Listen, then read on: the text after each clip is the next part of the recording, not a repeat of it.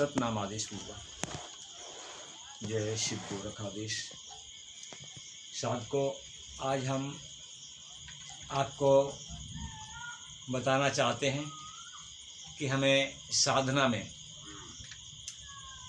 साधना की शुरुआत इन्हीं छोटे आ से जब हम करते हैं स्टार्टिंग, तो हमें एक इष्ट की ज़रूरत पड़ती है जहाँ पर अपने हम ध्यान साधना केंद्रित करते हैं।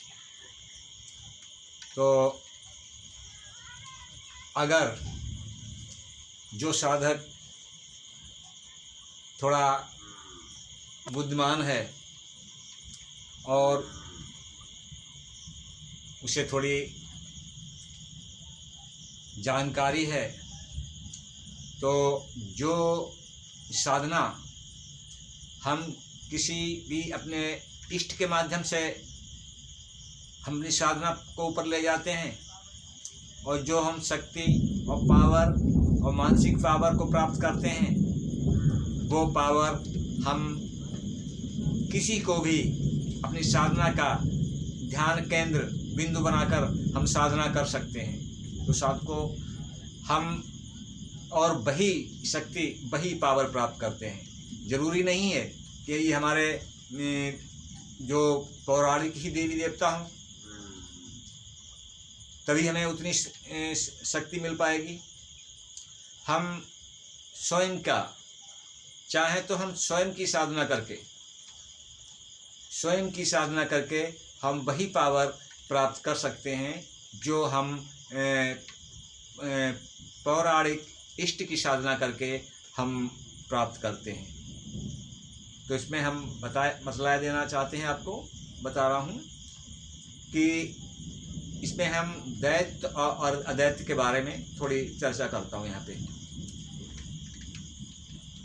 आप अपनी साधना का केंद्र बिंदु कुछ भी रखिए, ठीक है, लेकिन साधना होना चाहिए, एकाग्रता होना चाहिए। जिसे भी अपना साधना का केंद्र बिंदु बनाएं, आपको विश्वास होना चाहिए, ये भी आप सफल होंगे।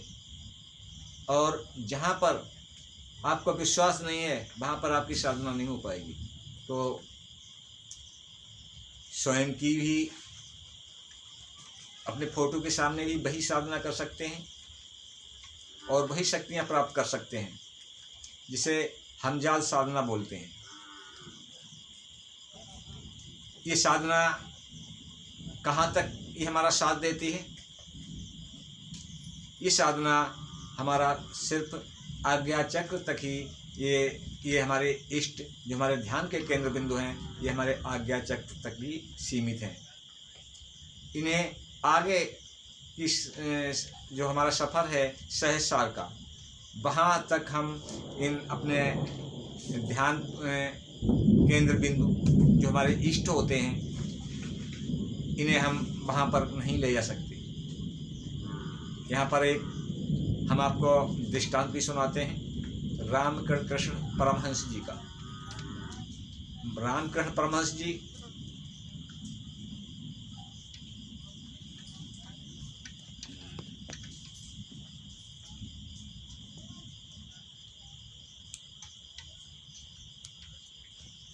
हाँ, सबको वो हम माइक देख रहे थे।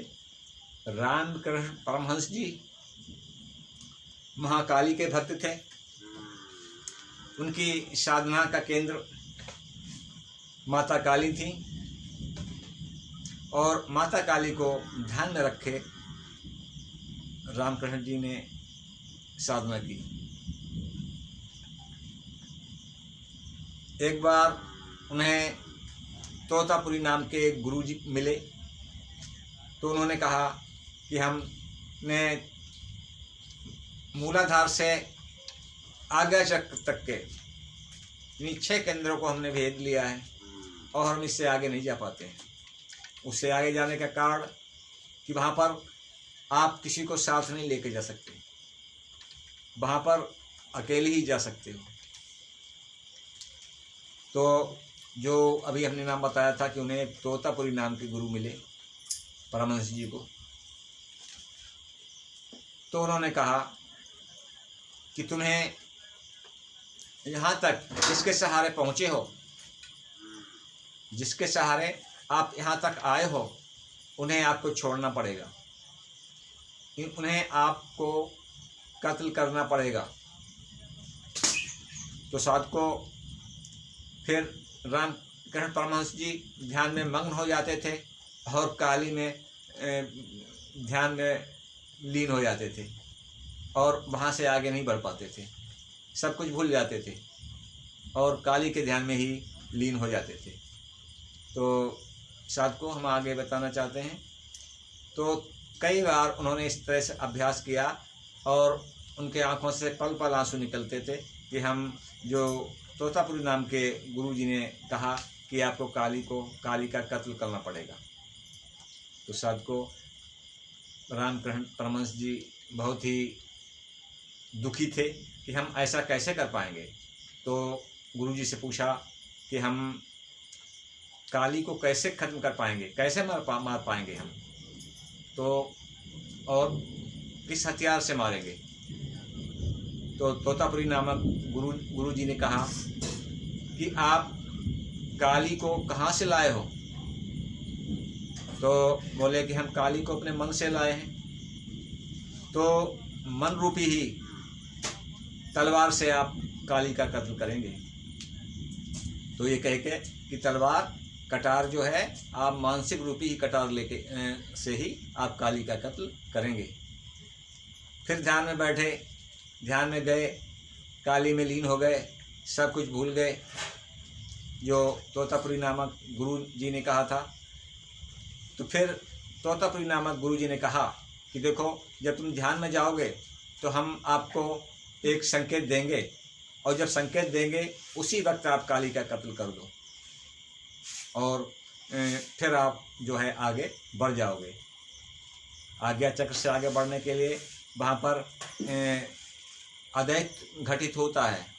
यहाँ तक तो द्वैत रहता है, यहाँ तक आपका इष्ट साथ रहता है आज्ञा चक्र तक। तो साधको जैसे ही ध्यान लगाया, ध्यान में लीन हुए रामकृष्ण परमहंस जी। जब ध्यान में लीन हो गए तो गुरु जी ने उनके माथे एक कांच का टुकड़ा उठाकर उनके माथे पर छेद दिया